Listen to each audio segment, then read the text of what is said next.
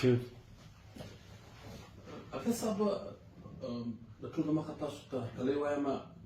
دا وخت پر سوشل میډیا ټولنیز رسنۍ باندې تاسو د نورو ګوندو مطلب یو قسم د زیات مخ باندې را روان یاست هغه د دې وجې چې ملیون مارچ وشو په کوټه کې ستاسو د ګوند هغه ملیون مارچ ته خبریالانو یا د ټولنیز رسنیو والا دا یو خبره وکړه چې ملیون مارچ په یوه خوا د فیضان الله صاحب تکریر نور کوم هغه په بله خوا او د عوام د څه کوم کارکونان دي د ګوند کارکونان دي د هغه سره د مینې ویډیو سوشل میډیا ورسره هغه په بله خوا باندې څه وجې جوړه شوه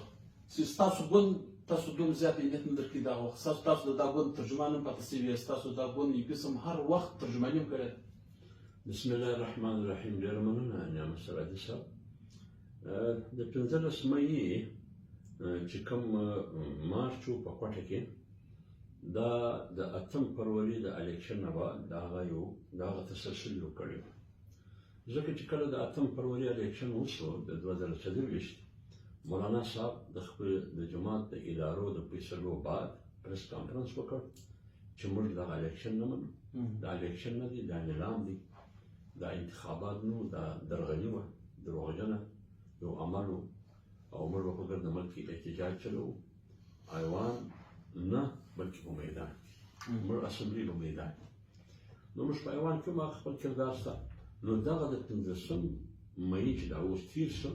دا مارچ د هغه فیصلو تسلسل اوس په حیدرآباد کې ما خیال پر 15 جون باندې را روان دي پاتې شو دا چې کارکنان زما استقبال وکړ یا زما سره د مینې اظهار وکړي حالانکې زه داسې دلیل وم نه زه بیا خدای سره په سفر کې وم بیا پر 14 تاریخه باندې مخکې زه بیمار وم ډېر داسې کور پروت وم زه ولاړم اسلام آباد ته 14 تاریخ ما کوهاټ ته ورکړو زه کوهاټ کې وم د شپې د کوهاټ نه زه خپل ځای ته چې اسلام آباد را رسېدم د شپې 3 بجې وې بیا د سهار لمونځ ما کړی دی زه نه یم بیت شوی زه سیده په 7 بجې فلایټ و کوټې ته راغلم نو اراده مې دغه وه چې په دا مارچ کې ګډون وکړم ولې دغه د 15 تاریخ مارچ فیصله زموږ د 19 و د 20 اپریل چې په لاهور کې مرکزي کونسل دا فیصله هلته وشوه نو په هغې زه ناست وم نو ځکه زما زړه ماته دا ویله چې فیصله په کونسل کې شوې ده او د فیصلې برخه ته هم یې ته هم پکې ناست یې بیا د پارټي فیصله ده چې په هر صورت کې ته به ودې ته ځان رسوې بیا د ملګرو خواهش هغه و چې ما اورېدو شاوخوا چې باید دا کیسه دی خیر خو زه ورغلم هغه پروګرام ته پاتې شو د ملګرو مینه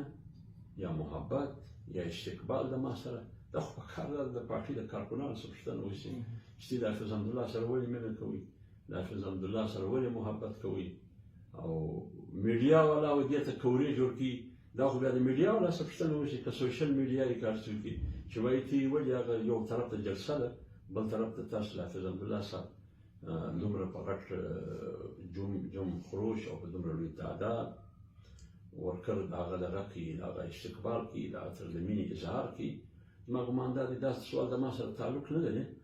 دا سوال یا د کارکنانو سره تعلق لري یا د هغه جلسې چې کوم چا ګډون کړی د هغه سره تعلق لري یا د سوشل میډیا سره په دغه ملیون مارچ کې تاسو تکریر درنه کړل شو خیر دا پوښتنه به باید د هغه چا څه وشي چې چا نه کړې ما څه باید د دې پوښتنه نه وشي زما که تقریر یې کړی زه به ناشته سټیج باندې به ناشته زه به ناشته ما که تقریر یې کړی خو لیکن ما تقریر ولې نو ما ته نه معلومیږي داسې افیشلي ما ته نه چا ویلي دي په هغه وخت کې نه بعد کې چې ولې نو یا د نورو دا هم نو دا پوښتنه باید د هغه چا څه وشي چې هغه د پارټي د هغه ذمهوارانو سره چې هغه باقاعده د سټیج د ترتیب حکمت عملي دا ټوله دې مینج کړی و هغه څه باید پوښتنه وشي دغه وخت یو بل غټ ایشو ډېره زیاته ګرمه ده په بلوچستان کې چې ستاسو د ګوند د اسمبلي کوم ممبران دي هغه پر مینرل ځای کې باندې دسخطونه کړي دي باقاعده د بلوچستان د اسمبلي یو قانون ګرځولی دی ستاسو متعلق دا خبره هم کېدلی شي دغه اکټ کې چې ستاسو د ګوند څخه غړي وو چې هغو په دې دسخطونه کړي تاسو هغه به نیوکې وکړئ په خپل تقریر کې داسې نه ښول کېږي د دې وشم د تقریر نه خبره سرحدي صاحب دا ده دا ما ته مخکې وویل دا ما ته نه ده معلومه چې علت څه وجه څه وه دا ماته نه ده معلومه. البته پاتې شو ماینز منرلز بیل د بلوچستان د وسایلو د بلوچستان د پټو خزانو د سرو د سپینو د هر څه چې د دې مالک د بلوچستان عوام دي که پښتون دي که بلوچ دي د چا پلار نه دی د دې مالک د دې مالک زورور دي. موږ ته دا معلومه ده چې SIFC په دباو د بلوچستان د اسمبلي سره دا اکټ پاس شوی دی.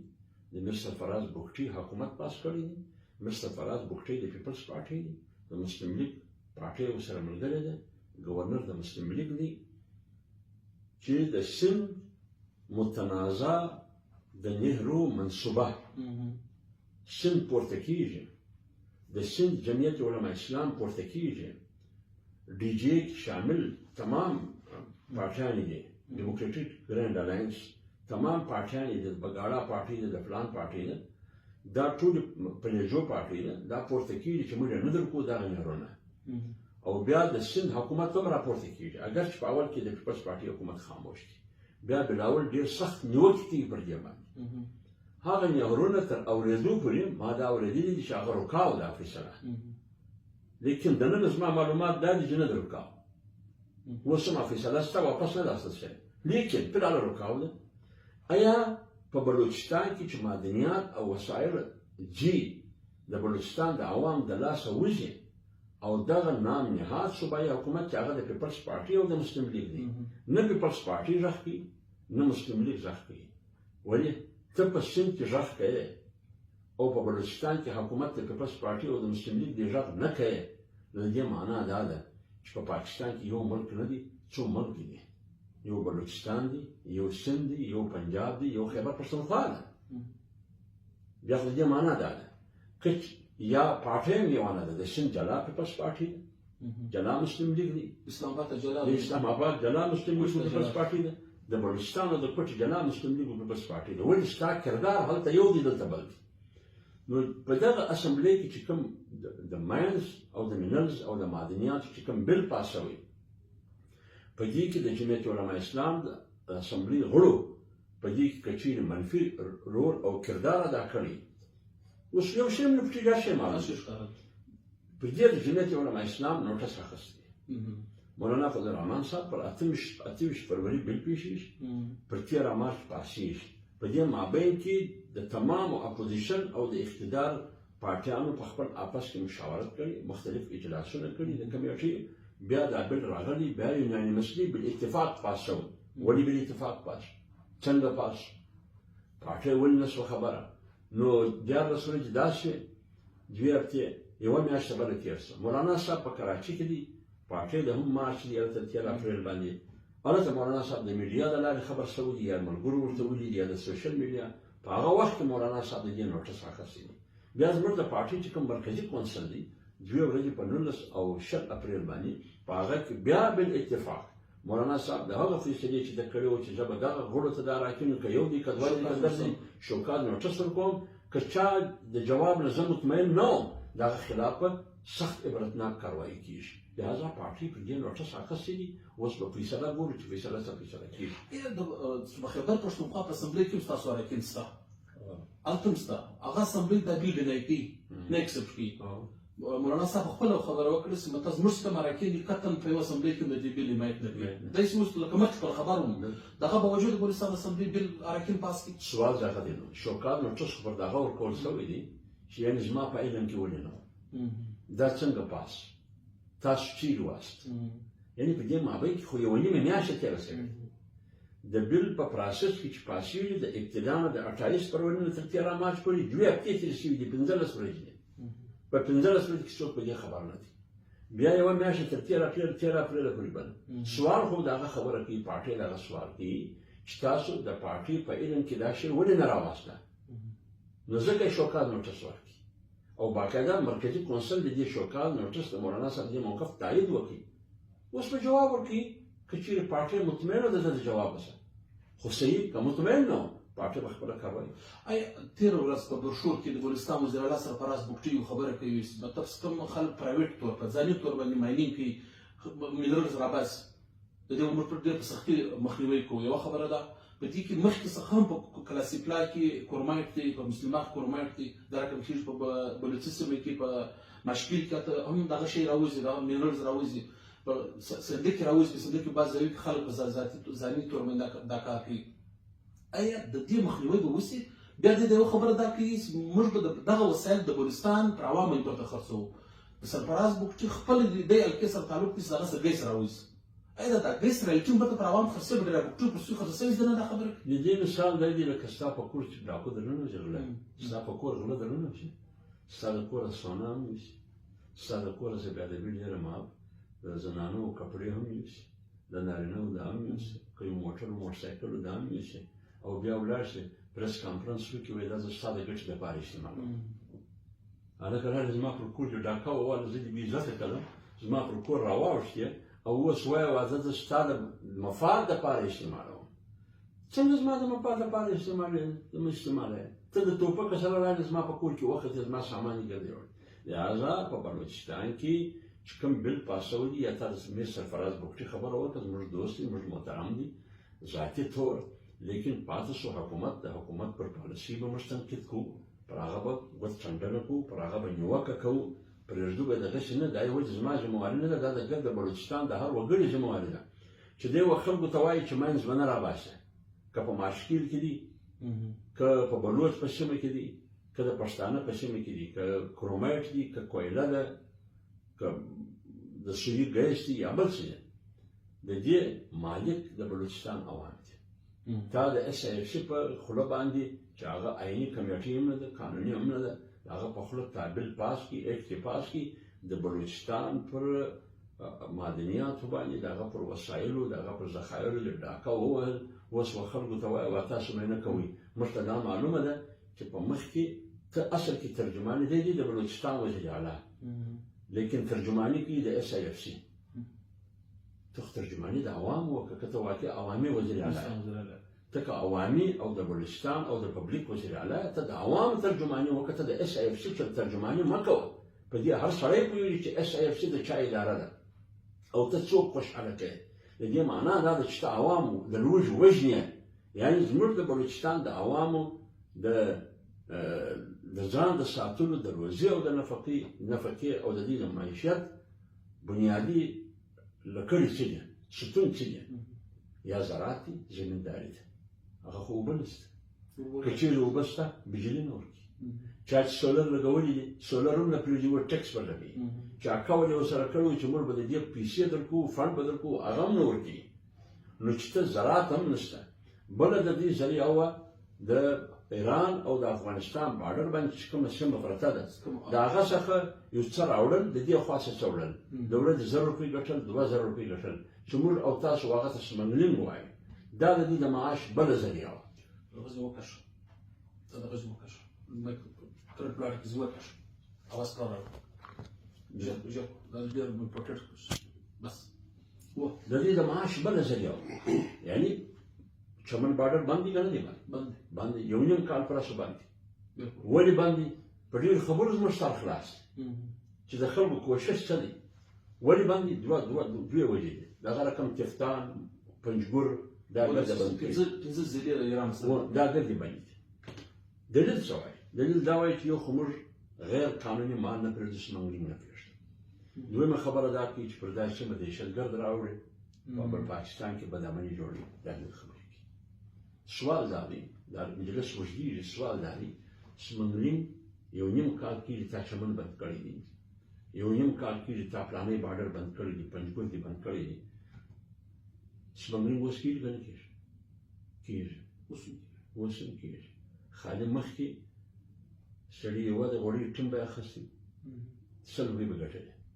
10 کیلو بوره به یې وړه، 300 به یې ګټلې. ماښام چې به کور ته راغلی ده به 500 ګټلي وي، مور ته به یې کښېښوي، یا به یې سپین ږیري پلار ته کښېښوي. د 10 کالو کوچنی، د 12 کالو کوچنی، چمن کې تا ته معلومه ده دغه صورتحال به په بلوچي سیمه کې هم که کپتان دي، که مجګور دي، که ماشکیل دي، که هر ځای چې دي. تا پر دې وړو باندې، پر دې مسکینانو، پر دې غریبانو باندې چې د هغو روزي د بارډر سره تړلې وه، پر هغه دې د روزي دروازه بنده. سمنګلینګ لار بندې، سمنګلینګ خو اوس هم کېږي وروره، سمنګلینګ اوس هم کېږي زور ورکړي. که چې موږ مجبوره کړو بیا نمونه هم اخلو چې څوک یې کوي او د چا په سرپرستي کې کوي در پخوا ډېر کېږي او در پخوا په غټه پیمانه کېږي هغه شیان چې به پخوا راتلو پاکستان د افغانستان نه اوس هم راځي نو بیا سمنګلینګ څنګه باندې ولې خلک قوم خطا باسي وطن خطا باسي په درواغو باندې زراعت نشته درېیم شی چې و دا هغه معدنیاتو لکه په ماشکیل کې عامو خلکو تا مزدوري کول ما مزدوري کول نور کار دی مالک و 1,000 روپۍ به یې د ورځې ګټلې 2 به یې د ورځې ګټلې 15,000 به یې ګټلې 1 لک د میاشتې ګټلې دا یو ستا د خولې څخه دا ګوله نو د دې دا نه و بیا چې ته د دې د خولې څخه ګوله کاږې پر باډر هم ګوله دین کاږې د زراعت د لارې هم ګوله د خولې څخه دین کاږې منځ الملل بز معدنیات ته هم نه پرېږدي نو خدای یو کار وکړه یاره دا چاري کې تا د اټم بم دماکه وکړه کارتي رشته و د اټم بم څنګه دي د انډیا 15 دماکې جوړ د بلوچستان خلک د سره رايو ځای ته یو پلا بم فروغ لکه چې مړه د چمن د باډر خبر تاسو وکړله بالکل ډېر ښه تاسو اشاره وکړه ما په دې باره سوال هم در باندې کوئ تاسو راغلاست چمن ته کمیټې سره هم خبر وکړه د پرلط کمیټې د ګورنمنټ ادارو سره کېدای شي د الله افسران سره خبرې کړي هغه خبر ولې پټه شاته پاتې شو ما په هغه وخت کې وویل که ستا په یاد په پرلط کې ما تقریر وکړي په اشکو کې نګران وزیر اعظم انوار الله کاکا نگران وزیر اعلی دکتر څوک و هغه دونکي صاحب او وزیر داخله دغه سرفراز بوکچي صاحب وزیر داخله دی او چیف اف آرمی سټاف جنرال منیر صاحب په هغه وخت کې ما درته وویل مال د باډر فیصله اختیار نه نگران وزیر اعظم لري نه د هغه کابینه لري نه د بلوچستان وزیر اعلی او د کابینه لري د باډر مسله که دلته د په بلوچي سیمه کې ده دا تعلق د کابل او د اسلام آباد سره لري دا دوه سره کښېني په اسلام آباد کې بیا تعلق د چا سره لري د پاکستان د فوج او د فوج د نوموړي ځواک د هغه د جنرال د دې سره تعلق لري په اشکو کې جنرال فیض صاحب ما چې خبره شروع کړه د چمن د باډر په حواله ما ته د هغو خلکو د طرفه علاقه چې اکبر صاحب په دې کردار ادا کړ چې چا ما ته ذریعه څوک وه چې څوک د ما سره په رابطه کړ زما په ګمان په دې کې میاشتې تېرې شوې ما ورته دا خلکو خبره ته غوږ نه نیسي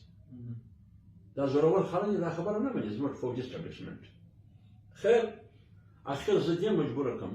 سبا به خلک وایي چې حافظ حمدالله ته زاري کېدي زورور زاري ورته کولې چې راسه دا مسله خلاصه کړه حافظ صاحب دا مسله نه خلاصوله نو تا خو به ګام کې پورته کوئ کم سے کم حقیقت خو به ښکاره سوی وای زه دا خپل ضمیر پر دې مجبوره کړم زه درغلم چمن ته په چمن کې زموږ سپي مزدورکشه د لغړیانو په نامه د دې ټولو سره ما مجلس وکړي په هغې کې تمام سیاسي پارټیانې وې ته به هم پکښې وې 2 واره ما د دې سره وکړي چې ما د چا سره میټینګ کوئ د هغه د مخې مو سره وکړي د هغه بعد چې میټینګ مو وکړي چې راووتم هم مو سره وکړي ما چې پر مقامي سطح کوم میټینګ وکړي زه د هغه میټینګ څخه ډېر مطمئن د هغه څخه مطمئن هغو ته ما صفا خبره کړې هغه بول وزیر اعظم یا وزیر اعلی هغو ته ما صفا مجلس وکړي ما وزیر اعظم انوار الله کړي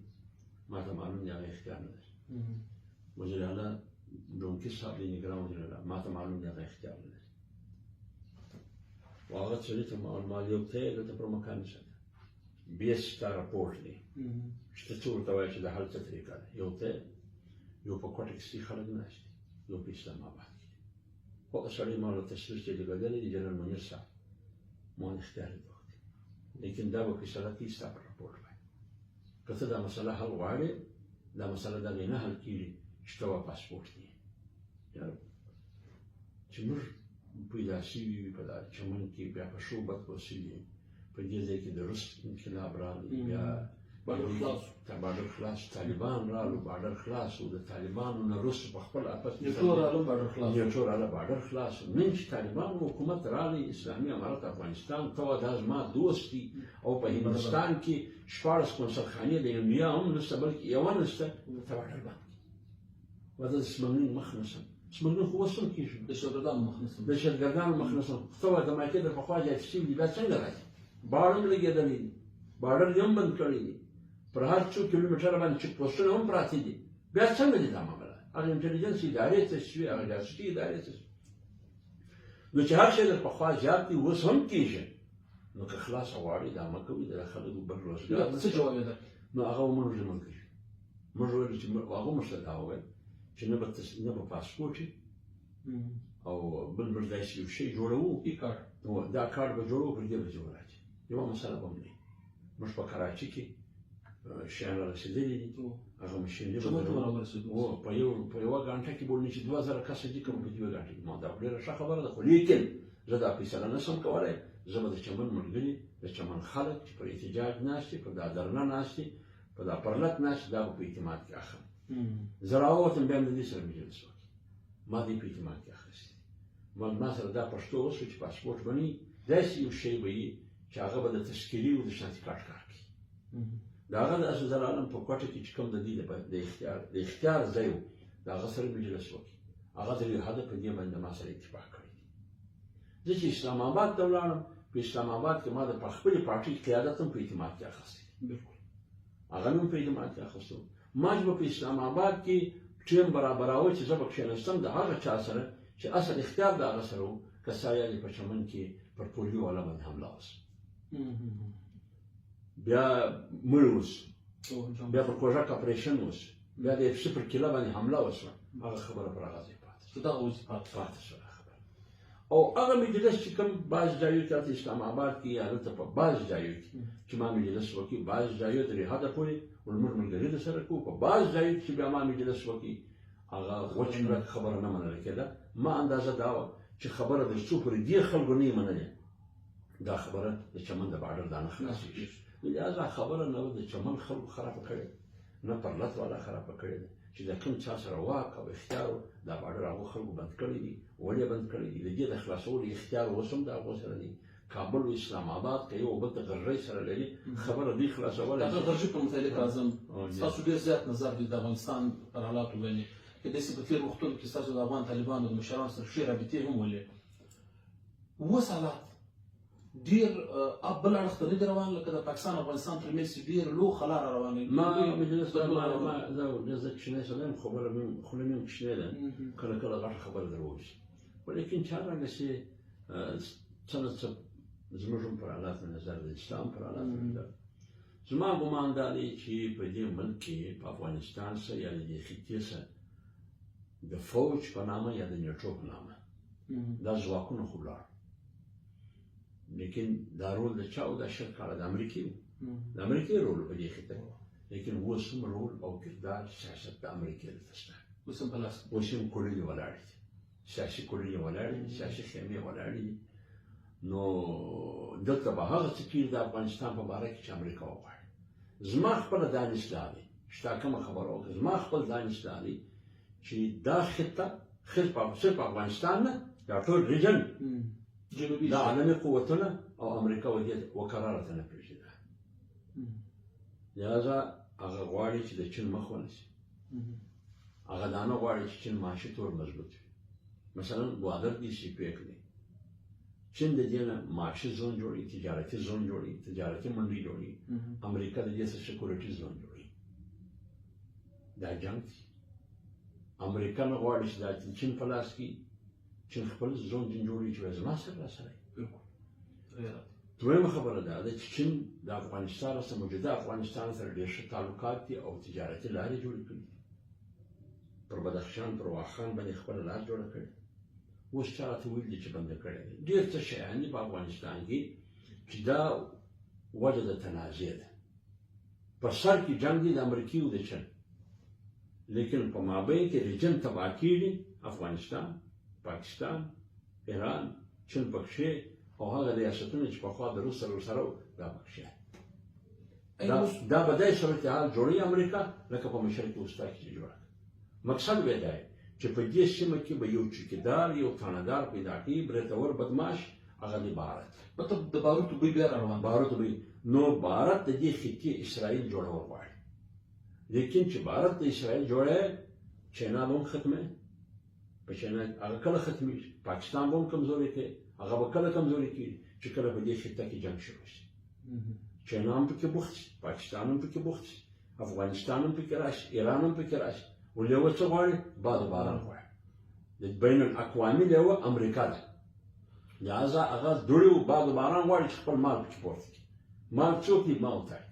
په مشرق کې اوس تاسو ته وګوره څو امریکایان مړي دي د 2003 څخه بیا تر دغه اوسه وخته پورې څو امریکایان مړي دي، څو د نیټو فوجیان مړي دي. ماشاءالله ډېر عام نه مړه، عام خلک ډېر عام خلک ډېر مړي دي. عراقیان مړي دي، شامیان مړي دي، لبنانیان مړي دي، د لیبیان مړي دي، یمنیان مړي دي، مصریان مړي دي، د غزه او د فلسطین دا ته وینې څه حال دي. نو دلته هم دغه صورتحال جوړېږي چې ډله وژنو به ما وته، لیکن ګټه به وړي. حالات د ښکاره کېږي حافظ صاحب، ستاسو خبره لکه ته علاقه کې بیا د باروتو په خوا روانه ده. په افغانستان کې خلک امن غواړي، د اوس امن سره مطمئن هم دي. ما یې لیدلي دي په خپل د خور سره ما خبرې کړي، د اوس حالات امن سره مطمئن هم دي. ایا په خلکو شعور هم شته؟ د خلکو بیا جنګ کوي، زاړه جنګ څه د ځپلي دي.